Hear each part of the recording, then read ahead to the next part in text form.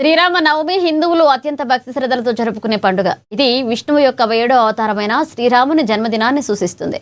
ఈ నేపథ్యంలో నిర్మల్ జిల్లా కేంద్రంలోని రామాలయాల్లో వేద పండితులు మంత్రోచ్చరణల మధ్య సీతారాముల కళ్యాణం జరిపించారు.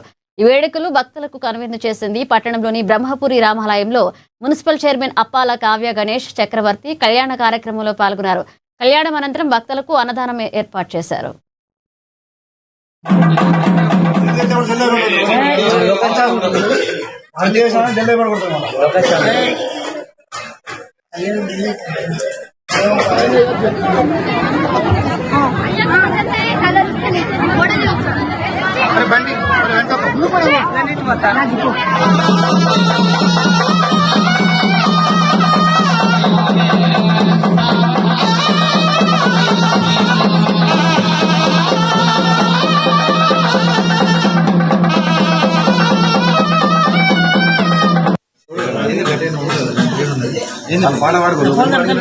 ఒక పాట వేసుకోండి రాసామి గానా గావు